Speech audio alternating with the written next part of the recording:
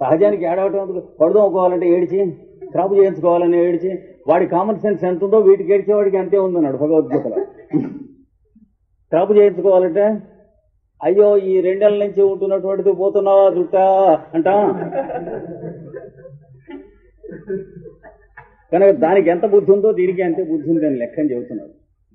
ఏది శరీరం ముసిలి అవుతుందంటేను, వెళ్ళిపోతుందంటేను, ఇంకో వారం రోజుల కంటే టైం లేదంటాడు డాక్టర్ గారు. అంటే హోరు అని ఏడిచేసాడు. ఎవరు? రోగి తాలూకు చుట్టం కదా, రోగే సాక్షాత్తుగా. ఏడిస్తే ఇంకా నీరసమై తొందరగా ఇంకో కొన్ని గంటలు ముందుకు పోతాడు తప్ప వాడు చెప్పిన కన్నా. డాక్టర్ ఏదో భూతదయతో కొన్ని గంటలు ఎక్కువ చెప్పాడు, వీడు వేలం పాటలే అది తగ్గిస్తాడు. అంటే కామన్ సెన్స్ లేకపోవటం వల్ల చేస్తూ ఉంటాం. రెండవది అశ్వంబునందు మిగుల స్వత్వమతీయం. అశ్వం అంటే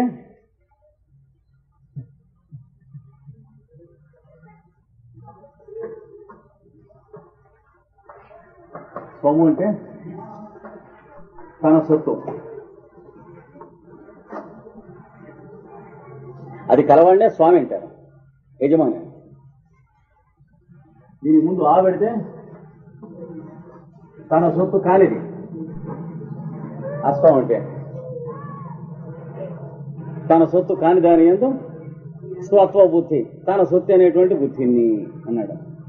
తన సొత్తు కాని దాని యందు తన సొత్తు అనున్నట్టు బుద్ధి అంటే ఏమిటి? మీ దగ్గర ఉన్న డబ్బు నాదన్నట్టు అనుకుంటానండి, అనుకుంటాను, మా చక్కగా అనుకుంటాను. ఒక 4,000 రూపాయలు ఇస్తారా, ఇల్లు కట్టుకుంటున్నాను, తర్వాత మెల్లిగా ఇస్తాను. ఎవరు పాపం కృష్ణాచార్యులు ఎన్నాళ్ళ నుంచి పతంజలి యోగ సూత్రాలు చెబుతున్నాడు, ఇవ్వ మానేస్తాడా? తిరిగి ఇస్తారా? నేను అగ్గొట్టి అనుకోండి, ఏం చేస్తారు? ఇంకోటితో చెప్పరు కూడా చెప్పరు. ఎందుకు?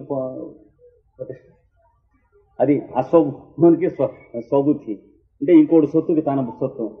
ఇంతకంటే దగ్గరగా ఉన్నటువంటివి కూడా ఉన్నాయి. ఏమిటంటే తన తండ్రి డబ్బు ఉందనుకోండి, తన డబ్బు కింద వాడుకుంటాడా? వాడుకోడా? స్టూడెంట్గా కాలేజీలో తిరుగుతున్నవాడు ఫ్రెండ్స్కి టీ పార్టీ చేస్తాడా లేదా? డిన్నర్ పార్టీ చేస్తాడా లేదా? కానీ అది కన్సర్గాడిద కింద లెక్క కాదా? తనది డబ్బు. Responsibility area. నాకు కన్ను తెరిపించడం అనేటువంటిది 30వ సంవత్సరంలో తెరిపించాడు ఒక మహానుభావుడు ఈ విషయంలో. అంటే తెలియదు మనకి, పెద్దవాళ్ళు ఎవరన్నా చేతే కానీ.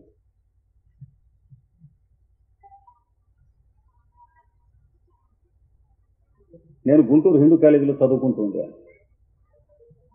ఉంటే మాకు పాఠం చెప్పినటువంటి గురువులలో సంస్కృతం చెప్తూ ఉన్న గురువు ఒక ఆయన ఎంతవాడో, వాళ్ళలో ఎవరెంత వాళ్ళో స్టూడెంట్గా ఉన్నప్పుడు మనకేం తెలుస్తుంది? సన్నాసి మొహం పెట్టుకుని ఎగతాళి చేస్తూ ఉంటాం, మొదలైన కూడా చేస్తూ ఉంటాం. అట్లాంటిది నేను తర్వాత ఇక్కడ ఎంఏ పాస్ అయ్యి అదే కాలేజీలో లెక్చరర్గా వెళ్ళాను. కనుక ఆయన నేను కలిసి పనిచేశాం కొంతకాలం. కలిసి పనిచేస్తూ ఉండగా సరే ఎవరో స్టూడెంట్స్ వస్తూ ఉంటాం, మేస్టార్ కాఫీ గెడదాం రండి అంటాం, టిఫిన్ కాఫీ తీసుకుంటాం, మళ్ళీ వస్తూ ఉంటాం, ఇవన్నీ ఉంటాయి కదా. ఆయన నేను ఉండగా ఆయన్ని ఒక స్టూడెంట్ అడిగాడు, మేస్టర్ గారు మనం కాఫీ గెడదాం ఈ రోజున, మిమ్మల్ని నేను ఇట్లా కాఫీ పిలుద్దామని అనిపించింది, వస్తారా? సరే పోదాం అన్నాడు. వెళ్ళిన తర్వాత టిఫిన్ కాఫీ అన్ని ముగ్గురం తీసుకున్నాం. తీసుకున్న తర్వాత బిల్ అక్కడ పెట్టన్నాడు ఆయన, ఆ కుర్రవాడిని. నేను కదండి పిలిచిందంటే, పిలవకూడదు, నువ్వు, నీకు అర్హత లేదు. అదేంటి మాస్టర్ అలా అంటున్నారంటే, ఇది నీ డబ్బా మీ నాన్న డబ్బా అన్నాడు. అదేమిటండి అన్నాడు. చెప్పు అన్నాడు. నువ్వు సంపాదించావా? ఇది మీ నాన్న డబ్బు. అన్నాడు. నన్ను కాదు, ఏ మాస్టర్ని కూడా నువ్వు పిలవకూడదు, పిలిచిన వాడు గడ్డి తిన్నట్టు తినకూడదు, అందుకని నేను పే చేయాలి కానీ నువ్వు పే చేయకూడదు. నీకు ఉద్యోగం వచ్చిన తర్వాత నీ జీతం నాడు నన్ను పిల్లిని వస్తాను అన్నాడు. లెంపలు వాయించినట్టు అయింది నాకు వింటేనే. అవురా అంటే ఈ జన్మకే కాదు, జన్మలకు కూడా గుర్తుంటుంది ఆయన వాయించిన వాయింపు. ఒక్కొక్కడు ఎంతంత జ్ఞానం ఇస్తాడు. ఊరికే రోడ్డు మీద బజార్లో నువ్వు మాట్లాడుతూ ఉంటే ఒక 6 నిమిషంలో ఇస్తాడు. చాలా ఆశ్చర్యం. చూడవన శ్రీనివాసరావు గారు అని చెప్పి సంస్కృత లెక్చరర్ ఉన్నవాడు కూడా కాదు, చాలా బాధపడుతూ ఉండేవాడు. ఆ జీతం చాలక 8 మంది ఆడపిల్లలు, ఒక కొడుకు. వాళ్ళందరికీ పెళ్లిళ్ళు అవన్నీ చేయటం కోసం అయినప్పటికీ కూడా అది ఆయన ఉన్నటువంటి ప్రిన్సిపల్. అంటే ఎన్ని మాటలు స్టూడెంట్స్ కాలేజీకి హోటల్కి తీసుకెడితే టిఫిన్ కాఫీ గడ్డి తిన్నట్టు తిన్నాం మనం, అవన్నీ లెంపగొట్టినట్టు ఉండవు. అంతకు ముందు తిన్నవన్నీ కక్కించాడు అన్నట్టుగా చెప్పాడు. కనుక తన సొత్తు కాని దాని యందు తన సొత్తు బుద్ధి. స్టూడెంట్ పిలిచాడంటే డిన్నర్కి పెడతామా వెళ్ళాం, గడ్డి తిన్నట్టు పంది తిన్నట్టు తింటాం. ఏది వాడి నాన్నది వాడి డబ్బు కాదని తెలిసి కూడా ఇట్లాంటివి ఎన్ని చేస్తాం. ఉద్యోగం ఇప్పిస్తే 5,000 రూపాయలు తెచ్చుకో అని అన్నాడు, కోర్టులో ఉద్యోగం ఇప్పిస్తానని. తన డబ్బు కానటువంటి తన డబ్బుకు ఆశపడ్డావునా కాదా? ఎంప్లాయ్మెంట్ ఎక్స్చేంజ్ లో కార్డు పైకి పంపించాలి, నేను ఒంటరిగా కలుసుకో, తన డబ్బేనా? ఏమండి, రోగికి ప్రమాదంగా ఉన్నది, డాక్టర్ గారు రాలేదు, ఇంటికి వెళ్ళి కలుసుకోండి, తన డబ్బేనా? అంతే. కనుక మహా చక్కగా ఉపయోగించుకుంటాం. కృష్ణదేవరాయలు అన్నాడంటే తనది కానిది తనది అని అనుకుంటామంటే, అంతేకాకుండా దీని దగ్గరికి వచ్చేట్టు చూడు, తనది కానిదంటే ఇది. నువ్వు కావాలని తెచ్చుకున్నావా? ఫలానా రోజున పుడదామని ప్రపోజ్ చేసుకుని పుట్టావా? మనం పుడదాం అని అనుకుని పుట్టావేంటి? నీకు ఈ శరీరం వచ్చాక కొంచెం వయస్సు వచ్చిన తర్వాత నువ్వు పుట్టినట్టు నువ్వు ఉన్నట్టు నీకు తెలిసిందే, అంతేనా? అలాంటప్పుడు ఇది నీదనుకుంటావేంటి? కామన్ సెన్స్ వెంట్రుక ముక్కంత ఉన్నా అనుకోం కదా. ఇది మనకి ఇవ్వబడ్డది కానీ మంది కాదు. ఎవడో బ్యాంకు దగ్గర డబ్బు తీసుకొచ్చి బంకు పెట్టి హైపోతికేటెడ్ గా దాంట్లో ఇండియన్ బ్యాంక్ అని చెప్పి బోర్డు కట్టి ఈ బంకు నాదంటే ఎట్లా? వాళ్ళు రాలగొడతాడు బ్యాంకు వాడు. వ్యాపారం పెట్టడానికి బ్యాంకు వాడు ఇచ్చాడు అప్పు, బంకు కట్టించుకుంటానికి వాడిచ్చాడు, పై ఖర్చుకు వాడిచ్చాడు, అందులో బోర్డు కట్టాం. కట్టి ఈ బంకు నాదండి అంటే ఎంతో, ఈ శరీరం నాదన్నా అంతే అన్నాడు. దాని సంగతి అయిపోతుంది కృష్ణదేవరాయలు. అంటే మోక్ష విద్య తెలియటానికి ఈ సోపానాలు, కామన్ సెన్స్ పెరక్కపోతే మోక్ష విద్య రాదు. ప్రపంచంలో జీవనోపాధి ఉండొచ్చు, చదువులు చదవచ్చు, డిగ్రీలు పేసవచ్చు, ఎన్నైనా సంపాదించవచ్చు, ఆస్తి వెనకేయచ్చు, కానీ కామన్ సెన్స్ లేకపోతే ఇవన్నీ చేయొచ్చు, కానీ కామన్ సెన్స్ లేకపోతే ఇన్వాల్వ్ కాకుండా జీవించడం చేత కాదు. మోక్షం అనేటువంటిది మాత్రం రాదు, సుఖపట్టం అనేటువంటిది మాత్రం ఉండదు. సుఖం కావాలంటే మాత్రం కామన్ సెన్స్ ఉండి తీరాలి. డబ్బు కావాలంటే ఉండక్కర్లేదు, ఆస్తి కావాలంటే ఉండక్కర్లేదు, పదవి కావాలంటే ఉండక్కర్లేదు, ఉద్యోగం కావాలంటే ఉండక్కర్లేదు, డిగ్రీ కావాలంటే ఉండక్కర్లేదు, మ్యానిపులేషన్స్ కావాల్సినవి ఏవి కూడా కామన్ సెన్స్ అక్కర్లేదు. చూసారా, మనకి తేడా తెలియదు. వాటికే కామన్ సెన్స్ కావాలి కావచ్చు అనుకుంటాం మనం. ఆత్మ కాని మేన ఆత్మబుద్ధియును మొదటిది. రెండవది అస్వంబునందు మిగుల స్వత్వమతియును. స్వత్వమతి అంటే తంది అనుకుంటాం, ఈ శరీరం మంది అనుకుంటాం. మంది కాదు, ఎవరిది? తల్లిదండ్రులు. వాళ్ళు కావాలనుకుని పుట్టించారా? వాళ్ళు అనుకున్నప్పుడు అలా పుడతారా? అయితే బేలాలు పుట్టక ఏడుస్తున్న వాళ్ళు చాలా మంది అన్నారు. ఏమండి, అంచేత ప్రకృతిలో కావలసినటువంటి ఉన్నట్లయితే అక్కడి నుంచి గర్భధారణం జరుగుతూ ఉంటుంది, వస్తూ ఉంటారు. అక్కర్లేకపోతే అబార్షన్స్ అవి జరుగుతూ ఉంటాయి, అంతే. అక్కడ కావాలా అక్కర్లేదా అన్న దాన్ని బట్టి మనకి కుక్క బుద్ధి పుడుతుందా మనిషి బుద్ధి పుడుతుందా అనేటువంటిది మన ఇష్టం కాదు, మన బుద్ధి. అక్కడ రెండు జాతులు కలవాలనుకోండి, ప్రకృతి ఏం చేస్తుంది? అమెరికా వాళ్ళు ఇండియా వాళ్ళు మ్యారేజ్ చేసుకుందాం అనేటువంటిది బుద్ధి పుట్టుతుంది. అది దుర్బుద్ధి అని కొందరు ఏడుస్తారు, సద్బుద్ధి అని కొందరు సంతోషిస్తారు. అది లేదు ఇది లేదు, ప్రకృతి వాళ్ళని కలపదలుచుకున్నప్పుడు ఆ బుద్ధి పుడుతుంది. అంటే వాళ్ళు వీళ్ళు కలగా పొలగం అయిపోతారు. మళ్ళీ ఒక కొత్త జాతి వస్తుంది, మళ్ళీ మామూలుగా ఉంటుంది. కొంప మునిగిపోయింది లేదు, పెద్ద బ్రహ్మాండం బద్దలైపోయి రిఫార్మ్స్ చేసింది లేదు. వాళ్ళు వీళ్ళు ఈ కొత్త జాతులు మ్యారేజ్ చేసుకున్నాం కనుక మనం రిఫార్మ్స్ చేసుకున్నాం అనేటువంటిది నాన్ సెన్స్ గెలిసింగే. అది కాక ఇది దీంతో కొంప మునిగిపోయింది, పుట్టి మునిగిపోయింది అని అనుకుంటాం, అంతకంటే నాన్ సెన్స్ గెలిసింగే. అది లేదు ఇది లేదు. మనం రిఫార్మేషన్ చేస్తున్నాం, ఆ నేషన్ వాడు ఈ నేషన్ వాడు మ్యారేజ్ చేసుకున్నాడు, ఏదో మానవ జాతి ముందుకెడుతూ ఉందనేది శుద్ధకోత. అది అంతే. లేదా ఇదంతా కలుషితం అయిపోతుంది, ఇదంతా అంటుబడిపోతుంది, అదంతా అది అబద్ధం. ఈ కూతలు కూసిన అబద్ధం ఎవడు వినడు, ఆ కూతలు కూసిన ఎవడు వినడు. ప్రకృతికి కావలసినవి వేరు. చూసారా? అందుకని స్వత్వంబునందు మిగుల అస్వంబునందు మిగుల స్వత్వమతి. తనది కాని వాని యందు తనది అనేటువంటి బుద్ధి ఏదైనా సరే వాడెవడో ఊరికెడుతూ పాపం 3 ఏళ్ళు ఊరికెడుతూ టెలివిజన్ రేడియో మన ఇంట్లో పెట్టేళ్ళాడు. 3 ఏళ్ళు అయిన తర్వాత వాడు తీసుకెళ్తా అంటే ఉసూరు ఉంటుంది ప్రాణం. ఏ మంది కాదు దాని ఎందుకు మనకు మంది అనే బుద్ధి పుట్టిందే లేదా? లేకపోతే ఉసూరు మనం ఎందుకు ఏడుస్తాం? 3 ఏళ్ల నుంచి ఉంది శుభం తీసుకెళ్ళాడని. శుభం ఏంటి? ముందు వాడు పెట్టినప్పుడు శుభం కదా. ఒక ఇంట్లో అద్దెకుంటే లేదు 3 ఏళ్ళు 4 ఏళ్ళు అది ఖాళీ చేసి వెళ్ళాక తర్వాత ఆ ఇంట్లో ఇంకెవడో అద్దెకుంటేనో కొనుక్కుంటేనో ఆ పక్క గదిలోంచి పక్కని చెడుతూ ఉంటే ఆ గది వంక చూస్తే మనం ఇక్కడ కూర్చునే వాళ్ళం ఇక అనిపిస్తుంది. అంటే కామన్ సెన్స్ బొత్తిగా లేదన్నారు.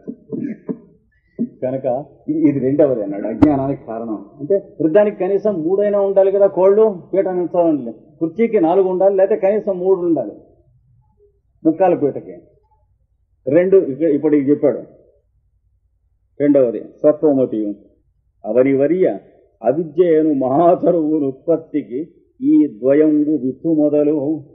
అవిద్య లేక అనాది అవిద్య మనం చెప్పుకున్నాగా పతంజలిలో.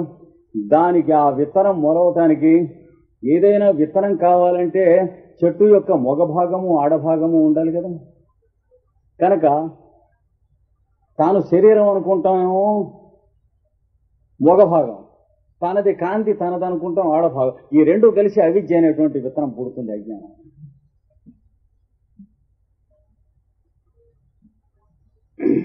నరనాథ పంచభౌతిక శరీరమున దేహి మోహసాంద్రతమ తర తమ తమఃపరివృతుడై ఏనిది నా పరికరమని అవధి లేని భ్రమపడి తిరుగును. వాడికి ఒక పక్కన తెలుసు, బయోకెమిస్ట్రీ తెలుసు, చర్మం దేంతో చేయబడ్డది, మాంసం దేంతో చేయబడ్డది, ఎముకలు దేంతో చేయబడ్డాయంటే బోర్డు మీద అలా వేసేస్తాడు వరుసన. ఏది 3వ సంవత్సరం ఎంబీబీఎస్ చదువుని తప్పిన వాడు కూడా పేసవక్కర్లేదు. అయినప్పటికీ దీనికి ఇంతకంటే తక్కువ ఖరీదైన చొక్కా వేయటం కన్నా ఈ చొక్కా వేస్తే సంతోషిస్తాడు. ఏమి చర్మం అంటే నీ చర్మం నీ మొహం అందులో మొన్న చెబుతుంది కదా, బోర్డు మీద వేస్తే కదా చర్మంలో ఏమున్నాయో సిలికేట్స్ ఫాస్ఫేట్స్ చెప్పావు కదా మొన్న. అందుకని పాంచభౌతికం అంటే పంచభూతాలకు సంబంధించినటువంటి శరీరం. నిన్ను అడిగితే నువ్వే అందులో ఉన్న కెమిస్ట్రీ అంతా అక్కడ వేస్తూ ఉంటుంది. వేసి దానికి చొక్కా తొడుగుతూ ఉన్నప్పుడు నీకు తొడుక్కున్నాను అనుకుని ఏడుస్తూ మంచి చొక్కా కుట్టించలేదు మా మామగారు, చెడ్డ చొక్కా కుట్టించారని ఏడుస్తావే ఉంటాడు. ఏమండి అది ఎందుకంటే పెద్ద సూటు కుట్టించాడు వాడెవడో పక్కన అల్లుడికి అన్నాడు. అల్లుడికి కుట్టించలే, అల్లుడు తోలుకి కుట్టించాడు. ఆ మాత్రం గుర్తుంటే ఈ వెధకోట నువ్వే కుట్టించుకునేవాడు. ఆ మామగారు కుట్టించలేదని ఏడిచేంత నపుంసకుడు అయి ఉండేవాడు కావు. మామగారు సూటు కుట్టించలేదని ఏడిచేవాడు నపుంసకుడు అప్ప అల్లుడా. కనుక నరనాథ పంచభౌతిక శరీరమున దేహి మోహసాంద్రతమ తమఃపరివృతుడై. మోహముతో, మోహం అంటే ఏమిటి? వ్యామోహం పెంచుకుంటాం. ఒక కుక్క పిల్లని పెంచారు, పెద్దదయింది, 5 ఏళ్ళు 6 ఏళ్ళు ఉంది, చచ్చిపోయింది, ఏడుస్తారు అనిపిస్తుంది. అది వ్యామోహం అంటే. మోహం అన్నా వ్యామోహం అన్నా అదే. కనుక ఈ శరీరం మీద 5-6 ఏళ్ళు ఉన్న కుక్క పిల్ల చస్తేనే అంత ఏడుస్తున్నారు. దీని మీద ఎంత ఉంటుంది? జబ్బు చేసి ముసలివాళ్ళు అయిపోయి ఇది నడవటం లేదు, ఇది వంకరగా ఉన్నది, చికాక్గా ఉన్నది, బాగుండలేదు, పని చేయటం లేదు అని అన్నప్పటికీ ఇది వదిలేసిన తర్వాత మళ్ళీ మంచి శరీరం వస్తుందని మనకి హయ్యర్ సైన్స్ తెలిసినప్పటికీ స్పిరిచువల్ లా ఆఫ్ ఎవల్యూషన్ అంటే ఏంటి? కర్మ థియరీని రీఇన్కార్నేషన్ అంటే పునర్జన్మ సిద్ధాంతము, కర్మ సిద్ధాంతం అనేటువంటి హయ్యర్ సైన్సెస్ తెలిసినా కూడా కొంచెం చస్తావా అని యమదూతలు వచ్చి అడిగితే అంటే ఈ శరీరంలోంచి డాక్టర్ గారు ఇంకో 2 నెలల కంటే నువ్వు బతకవటని చెబితే ఎట్లా ఉంటుంది? ఇంకొన్నాళ్ళు ఉంటే బాగుంది. ఎంతటి కామన్ సెన్స్ అది? ఎవడో ఆఫీసర్కి ప్రతి 5 ఏళ్లకి కారు ఇస్తాం, కొత్త కారు ఇస్తాం అన్నమాట. అలాగా ప్రకృతి ఏం చేస్తుంటుంది? ఇది పాడైపోయినప్పుడల్లా ఇది వదిలేసేయటం, ఇంకో కొత్త శరీరం ఇవ్వటం ఉండనే ఉంది అండి. కానీ వీడు ఏమంటున్నాడు? ఈ కారులోనే ఇది నాకు పెళ్లి అయింది, డబ్బా అయిపోయింది, ఈ కారులోనే పిల్లలు పుట్టారు, వాడు ఈ కారులోనే శుభకార్యం అయింది, ఈ కారులోనే ఊరేగాం, ఈ కారులోనే వ్యాపారం చేసుకున్నాం అంచేత ఇంకా ఇందులోనే ఉంటా ఉంటాడు. ఏదో కంపు కొడుతుంది, అది బండి బయలుదేరే మునిపే పెట్రోల్ కంపు ఆయన వేసేది అంతా లీక్ అయితే వస్తుంది. కానీ ఇది వదలనంటాడు. వాడికి ఎంత కామన్ సెన్స్ ఉందో ఈ శరీరంలోనే ఇంకొంతకాలం ఉందో అని అనుకునేవాడికి కూడా అంతే కామన్ సెన్స్ ఉంది. ఇది పోతే బాగుండు అనుకోకూడదు, కానీ ఎందుకు పోవాలి ఓడిపోగరా, కానీ ఉంటే బాగుండని కూడా అనుకోకూడదు. నీది కాదు కనుక, నీ తాత్సము కాదు కనుక. ఇది ఉంటే బాగుండు అనుకుంటానే నీకు హక్కు లేదు, నీది కాదు కనుక నువ్వు తెచ్చుకోలేదు కనుక. ఇది పోతే బాగుండు అనుకుంటానే వీల్లేదు, నీ తాత్సము కనుక. బ్యాంకు వాళ్ళకి దుకాణం బంక్ అక్కడ పెట్టి ఇది కాస్త అమ్మేస్తే అంటే చీరేస్తారు. బ్యాంకు వాళ్ళ దగ్గర జబ్బు తెచ్చి హైపోతికేషన్ బంకు పెట్టి ఇది మేము వేలం వేస్తాం, ఓహో రెండంటే తీసుకెళ్లి కొట్లో దశిస్తారు. లా ఆఫ్ నేచర్, ప్రకృతిలో ఉంది. ఆత్మహత్య చేసినటువంటి వాడిని డొక్క చీరేస్తారు. తర్వాత లేదా నికృష్టమైనటువంటి కుక్క జన్మ, పంది జన్మ, లేకపోతే నులిపురుగుల జన్మలు, ఇట్లాంటి కొన్ని జన్మలు వస్తాయి. ఆత్మహత్య చేసుకున్నటువంటి వాళ్ళకి అతి ఘోరమైన, అంటే మనస్సేమో ఈ మనస్సు ఏముంటుంది, శరీరం కుక్కో నక్కో ఉంటుంది, అంటే ఎక్స్ప్రెషన్ లేక అల్లాడి చచ్చిపోతాం. అలాంటి జన్మలు వస్తాయి. అందుకని చేయకూడని పనులు అంటే బంకు అమ్మేయకూడదు, మన ఇష్టం కాదు. ఇది పోతే బాగుండు అనుకుంటాం దుర్బుద్ధే, ఇది ఉంటే బాగుండు అనుకుంటాం దుర్బుద్ధే. అది ఉండవలసిన నాళ్ళు ఉంటుంది, మన పని మనం చేసుకుంటూ వెళ్తాం అనేటువంటిది పెద్దలు మనకు నేర్పారు. అది చేతనైతే చేయటం, లేకపోతే నాలుగుతో బాగటం, రెండు కాళ్ళు మనకెందుకని. కనుక దేహి మోహసాంద్ర తమ తమఃపతల పరివృతుడై ఏ నిధి నా పరికరమని అవధిలేని భ్రమపడి తిరుగు. ఇది నేనని అనుకుని దీనికోసం భ్రమపడి నానా తిరుగుళ్ళు తిరుగుతాడన్నాడు. ఈ శరీర పోషణ కోసం అని చెప్పి ఎండలో సాయంత్రం దాకా తిరుగుతున్నా. శరీర పోషణకి ఎండలో తిరుగుతాడండి ఎవడని? ఎందుకయ్యా అంత ఇంకా చేస్తున్న పని చాలదా, ఇంకా రెండు చోట్ల కూడా పని చేస్తామంటే ఎలా? దీన్ని పోషించొద్దండి. దీన్ని పోషించడం ఇంకా చంపుతున్నావు నువ్వు. 10 నుంచి 5 వరకు ఉద్యోగం చేస్తున్నావు, బాగుంది. అక్కడెక్కడో టైప్ కొడుతున్నాను మళ్ళీ అన్నావు. ఏది 6 నుంచి 9 వరకు. పొద్దున ఏం చేస్తున్నావు? పొద్దున 6 నుంచి 9 వరకు అక్కడ షార్ట్ హ్యాండ్ కొడుతున్నాను. దేనికోసం అయ్యా అని అడిగితే ఈ శరీరాన్ని పోషించుకోవద్దా అండి అని. నువ్వు చేస్తుంది శరీరాన్ని పోషించుకుంటావా, ప్రాణం తీయటం? అది ఇది తెలియాలి ముందు అన్నాడు. ఇది ఇటు పైన యోగ విద్యలోకి దింపుతాడు, ఉపదేశం చేస్తాడు. వచ్చే శుక్రవారం చూస్తాం. స్వస్తి ప్రజా పరిపాలయ న్యాయేణ వాక్యేణ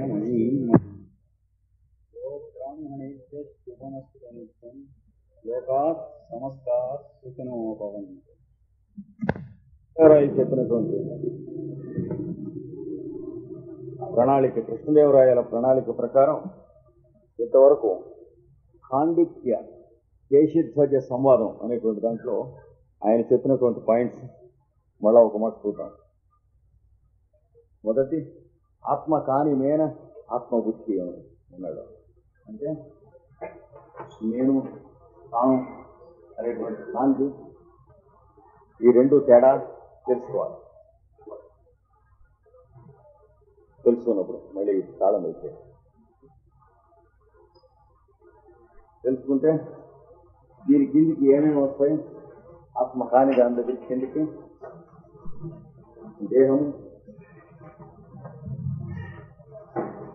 ఇంద్రియములు,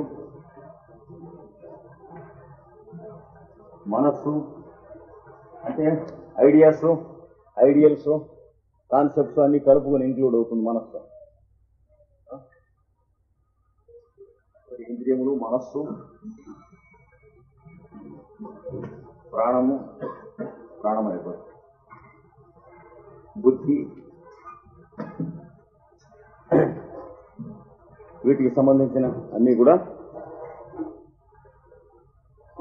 వీటికి సంబంధించిన ఇంకా ఏమేమి ఉన్నా సరే, మనం దొడుక్కున్న చొక్కాలు, జేబులో ఉన్న పెన్నులు, పెట్టుకున్న కళ్ళజోళ్ళు, ఎలాంటివో ఇవన్నీ కూడా మనం కాదు, అలాంటివే.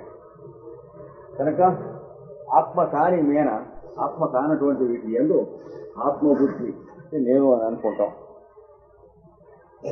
అది వివేకం చేసుకోవాలి మొట్టమొదటిగా.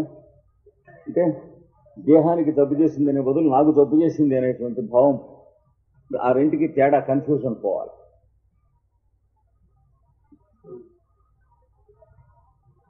ఇంకా ఇదే కాకుండా ఇంకా కూడా కలుపుకునేటువంటి వాళ్ళు ఉన్నారు. ఇల్లు, డబ్బు, బ్యాంకు పుస్తకం, ఆస్తి, ఇవన్నీ కూడా కలుపుకొని నేను అనేటువంటి పదంతో వ్యవహరించేటువంటి వాళ్ళు ఉన్నారు. ఇంక్లూడ్ అవుతూ ఉంటాయి. ఎలా అయితే ఫైలేరియాసిస్ అంటే మూలకాలు లావ్ అవుతున్న కొద్దీ బలం అనుకుంటే ఎంత తెలివితేటలో, ఇది నేను అనుకుంటే అదే తెలివితేటలో. అందుకని ఆత్మ కానిమైన ఆత్మబుద్ధి ఇది, ఈ రెండు వివరించుకుని తాను ఎవరనేటువంటిది తెలియాలి. అది తెలియటం అనేది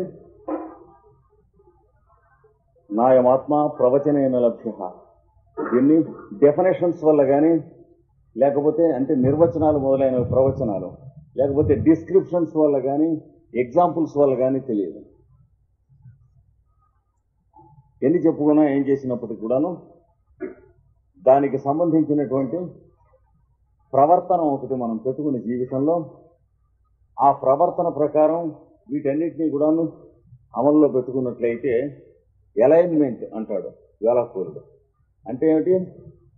కెమెరా వాడు ఎలా అయితే ఆ లెన్స్కి సంబంధించిన డిస్టెన్స్ అవి పెట్టి దానికి సంబంధించి ఆ కెమెరా పెట్టే అవన్నీ ఏర్పాటు చేసుకుంటాడో, అవతల మనిషికి కెమెరాకి వీటన్నిటికీ బొమ్మ సరిగ్గా ఇద్దరు పడేటట్టుగా చేసుకునేటువంటి ఫోకసింగ్, దాన్ని అలైన్మెంట్.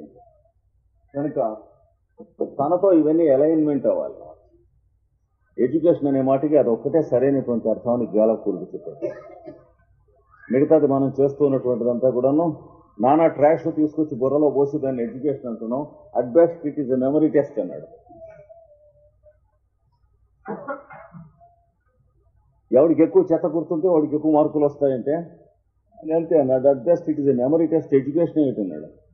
లోపల నుంచి మనం అవేర్నెస్ ఎక్స్పాండ్ అయ్యేటువంటి చేసేది ఎడ్యుకేషన్.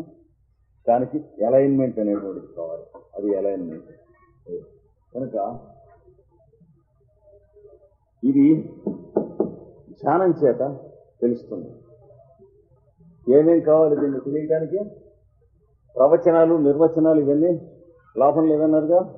నాయమాత్మ బలహీనేన లభ్య. అంటే ఎవడైతే వీటితో లావాదేవీలు పడుతూ ఉంటాడో వాడికి లభించదన్నాడు. వాడు బలహీనుడు. అంటే తనకు బలం ఉన్నవాడు బలవంతుడు. అదిగాక లోపల ఉన్నటువంటి దీపం మంట కాకుండా చుట్టూ ఉన్నటువంటి లాంతర్ గ్లాస్ ఉంటుంది. దానికి పట్టినటువంటి మసి ఎక్కువ మందం అయినటువంటిది అయితే దీపం ఎందుకు బయటికి వెలుగుతుంది అన్నాడు. కనుక ఇవన్నీ మసి పట్టిస్తాయి. ఈ మసి పట్టించినప్పుడు అది బయటికి వెలగటానికి వీలు లేదు. అది బయటికి వెలగకపోతే మనకి సంబంధించింది కాదు, అంతర్యామికి సంబంధించింది. అందరిలోనూ ఉంటుంది. రాయిలోను, రప్పలోను, కుక్కలోను, పందిలోను, మనలోనూ ఉంటాడు అంతర్యామి. కానీ మనకేం దానివల్ల ఏం ఉపయోగం లేదు. మా పక్కింటి వాడు లక్షాధికారి అండి, బిజినెస్ మ్యాన్ అన్నట్టు మనకేమిటి వస్తుంది? ఏం రాదు. మనలోనూ అంతర్యామి ఉన్నాడండి, నాలోనూ ఉన్నాడండి. ఏం లాభం? మనం వాడి ఎందు ఏడుస్తున్నాం, నిద్రపోతున్నాం. మనం వాడి ఎందు మేల్కొన్నప్పుడు వాడి కిరణం మన మీద పడుతుంది. కానీ లేకపోతే ఈ మసి పట్టినటువంటి లాంతర్ గ్లాస్ లాంటి ఈ బాడీ, మైండ్ అండ్ సెన్సెస్ పెట్టుకుంటే ఆ లోపల ఉన్నటువంటి తేజస్సు ఎంత ఉన్నా ఏం మంది కాదు. తేజస్సే అందులో దానికి ఏం లోపం రాదు. ఏనాడు మనకు సంబంధించింది కాదు. మన ఇంట్లో దీపం పెట్టుకునేందుకు అది పనికిరాదు. కనుక ఇది ముందు తెలియాలి. ఏం చేస్తే తెలుస్తుంది అని అంటే యమ నియమాది అష్టాంగ సాధన మొదలు.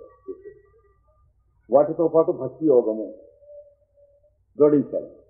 వాటితో పాటు దానము లేక త్యాగము, త్యాగే నైకి అమృతత్వము అనశుభం, ఈ మూడు కలిపినటువంటి దాన్ని ఇంటెగ్రల్ యోగా అని పేరు పెట్టాడు. మళ్ళీ నవీన యుగంలో అరవింద యోగేంద్రుడు.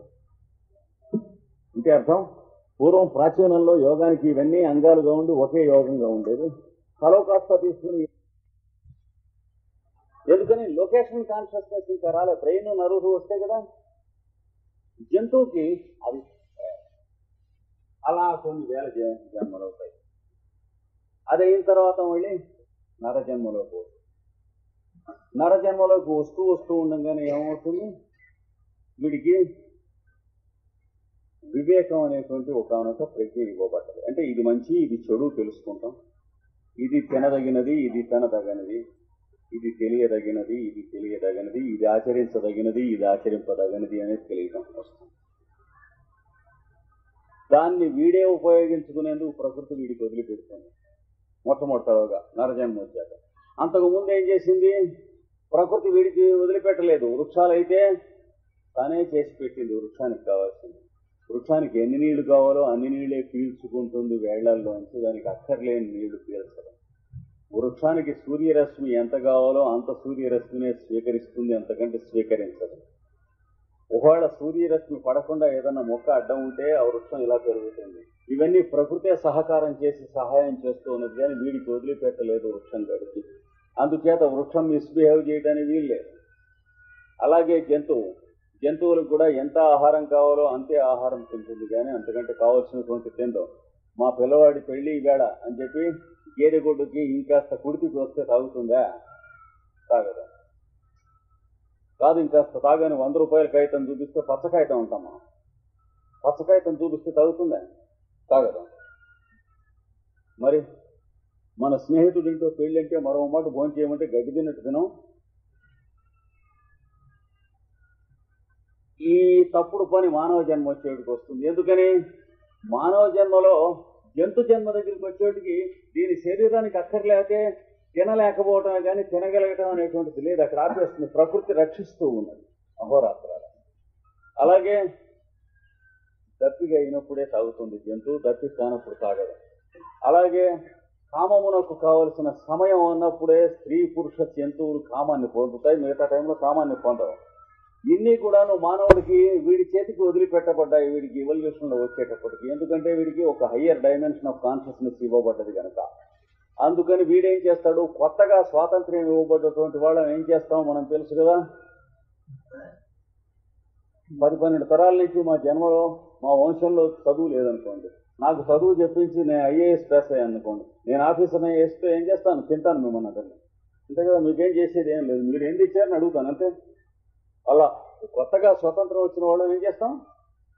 మిస్యూజ్ చేస్తాం. కనుక మనం నరజన్మలోకి వచ్చేటప్పటికి ఏం చేస్తున్నాం?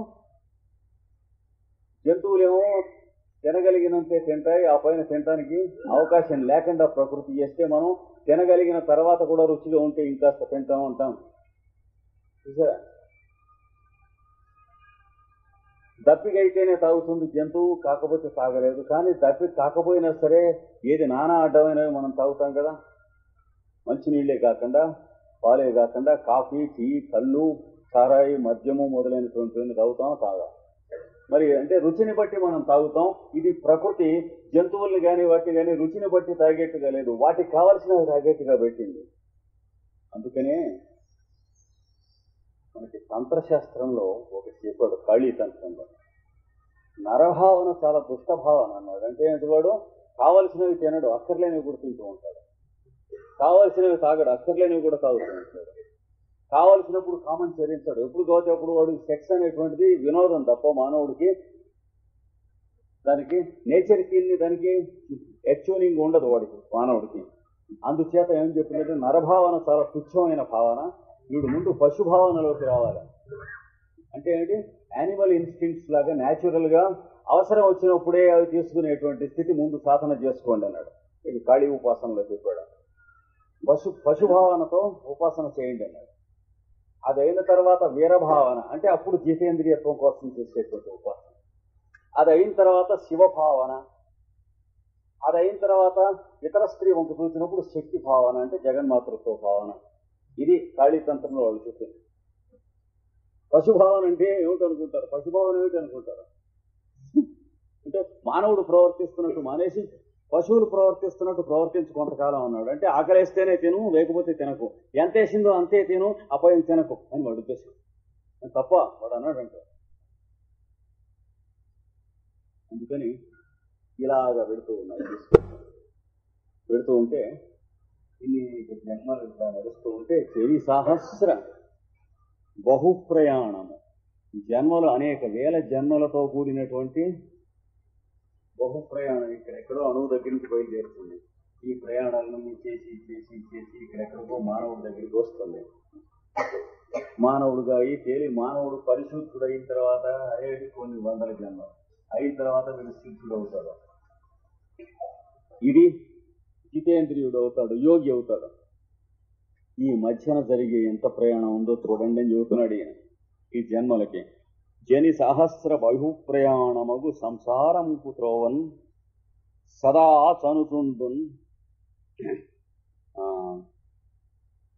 చనుచుండున్ ఘన మోహఖేదముల ఖేద మలమన్ సంసారి పంథుండు. మోహము